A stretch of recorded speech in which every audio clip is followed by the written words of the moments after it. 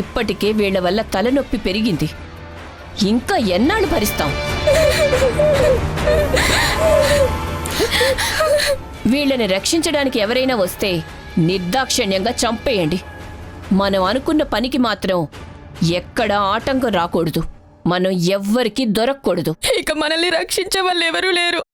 ఏ దేవుడు కరుణించడు.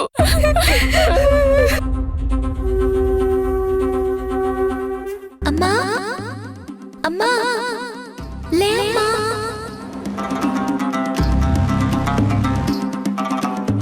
అమ్మా అమ్మా అమ్మా అమ్మా. ఇది నా బిడ్డ పిలిపే. తనే నన్ను నిద్రలేపింది. నేను ఇక్కడే ఉండిపోతే అక్కడ వాళ్ళ పరిస్థితి ఏంటి? అందుకే నా కర్తవ్యాన్ని గుర్తు చేయడానికి నా కడుపులో రూపం పోసుకుంటున్న పసిపాపే నన్ను మేలుకొల్పింది. థ్యాంక్స్ అమ్మా.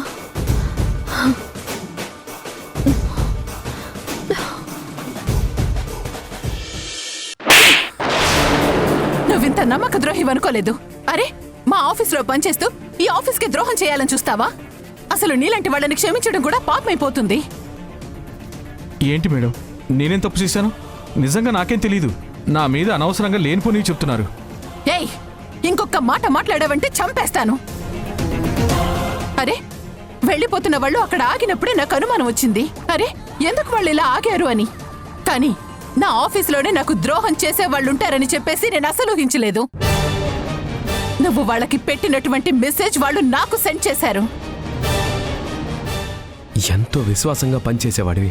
ఒక సమస్య వచ్చినప్పుడు అందరం కలిసికట్టుగా ఉండి దాన్ని ఎదుర్కోవాలని చూడాలి. కానీ నీ వల్ల నీలిమ ఎంతో స్ట్రగుల్ పడింది.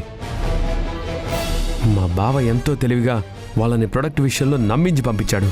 కానీ నువ్వు అసలు ఇంకా విడితో మాటలు అనవసరం. సెక్యూరిటీని పిలిపించి నిన్ను బయటికి గంటకి ముందే బయటికి వెళ్ళిపో. చూడు, ఇంకెప్పుడైనా ఈ ఆఫీసులో కనిపించావుంటే ప్రాణాలతో ఉండవు. తప్పైపోయింది మేడం. Sorry madam. భార్య పిల్లలు ఉన్నవాడిని ఉన్న పలంగా మీరు ఇలా ఉద్యోగం తీసేస్తే నా బతుకు రోడ్డు మీద పడుతుంది. Sorry madam, sorry. పని చేస్తున్నటువంటి సంస్థకే ద్రోహం చేసే వాడి పరిస్థితి ఎప్పటికైనా సరే ఇలాగే మారుతుంది. నీ మీద జాలి చూపించడం అంటే పాముకి పాలు పోసినట్టే. వెళ్ళావు, బయటికి వెళ్ళిపో. లేదు మేడం, ఇంకా జీవితంలో నేను తప్పు చేయను. ఒక్క అవకాశం నాకు ఇవ్వండి మేడం. నేను విశ్వాసంగా పనిచేస్తాను. ప్లీజ్ మేడం, నా కుటుంబాన్ని రోడ్డు మీదకి లాక్కండి. ఇక్కడ మీరు ఉద్యోగం తీసేశారంటే ఇంకెవరూ నాకు జాబ్ ఇవ్వరు మేడం. నా కుటుంబం మొత్తం ఆత్మహత్య చేసుకోవాలి. Please madam. తప్పు చేసిన వాడికి ఇంకొక అవకాశం ఇవ్వడం అంటే మరో తప్పు చేయటానికి అవకాశం ఇచ్చినట్టే. నేనలా ఇవ్వను. వెళ్ళిపో. ఆంటీ, మీ మాట కట్టొస్తున్నాను అనుకోకపోతే నేనొక మాట చెప్పనా? తప్పులు చాలా మంది చేస్తారు, కానీ తప్పుని సరిదిద్దుకునే అవకాశం ఇవ్వటమే మంచిది. అంటే ఏంటి నీలిమ, ఈ నిరంజన్ని క్షమించమంటావా? అవును కార్తీక్, నిరంజన్ తన తప్పు తెలుసుకున్నారు కాబట్టి ఒక అవకాశం ఇచ్చి చూద్దాం. ఎంత విశ్వాసంగా పనిచేస్తాడో మనకి తెలుస్తుంది. సరే నీలిమ, నువ్వు చెప్పావు కాబట్టి ఒప్పుకుంటున్నాను. చూడు, ఇంకొక్కసారి గనక తప్పు చేశావంటే మాత్రం మర్యాదగా ఉండదు. నన్ను క్షమించండమ్మా. మీ మీద పగతో ఇదంతా చేయాలనుకున్నాను, కానీ అలాంటి నా మీదే మీరు దయ చూపించారు. Thank you so much. విశ్వాసంగా ఉంటానమ్మా. Sorry madam.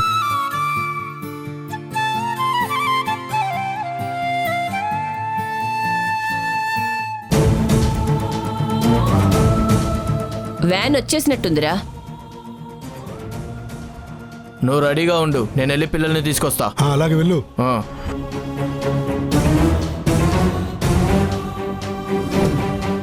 Madam, injections ఇచ్చేయమంటారా? ఇవ్వడానికే కదా తెచ్చింది. తొందరగా ఇచ్చేస్తే వీళ్ళు మత్తులోకి జారుకుంటారు. తరువాత ఎలాంటి అరుపులు కేకులు లేకుండా వ్యాన్లో పడేస్తే మౌనంగా కలకత్తా వరకు వెళ్ళిపోతారు. సరే మేడం. మీకు దండం పెడతాను, మమ్మల్ని వదిలేయండి. మీ గురించి మేము ఎవరికీ చెప్పము. దయచేసి మమ్మల్ని వదిలేయండి ప్లీజ్. ఇన్ని రోజులు అనాథాశ్రమంలో నిన్నొక దేవత అనుకున్నాం, కానీ కానీ నువ్వు ఇలాంటి పని చేస్తావని అనుకోలేదు.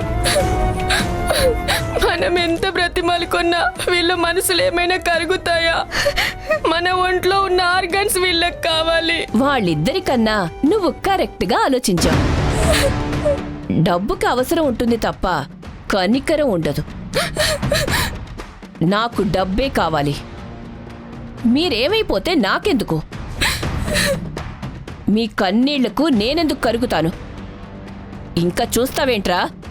తొందరగా ఇంజెక్షన్ ఇవ్వు, లేదంటే వీళ్ళిలాగే వాగుతూ ఉంటారు.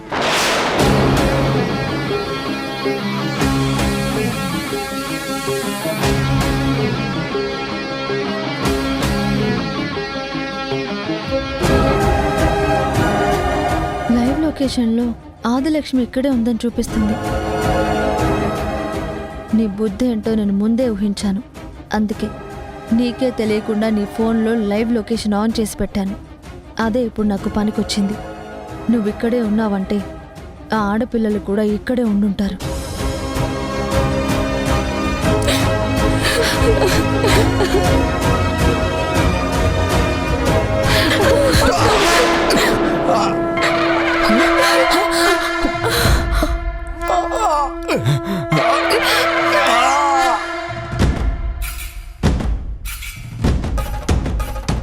నీకు మత్తుమంది ఇచ్చినా నువ్విక్కడి దాకా వచ్చావంటే నువ్వు సామాన్యురాలివి కాదు రాధా.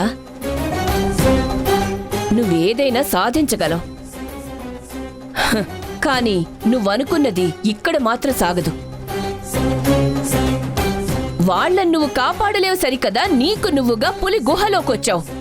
బయట పడలేవు. మనుషుల జీవితాలతో ఆడుకునే నీకు వాళ్ళ విలువ తెలియకపోవచ్చు.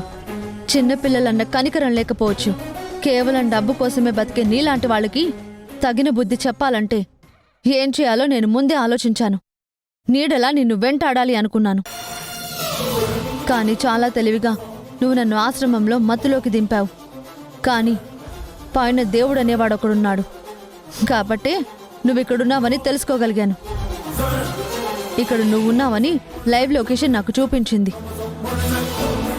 ఇక్కడ వరకు నేనొచ్చానంటే ఈ పిల్లల్ని కాపాడకుండా ఉంటానని, నిన్ను శిక్షించకుండా వదిలేస్తానని నువ్వెలా అనుకున్నావు?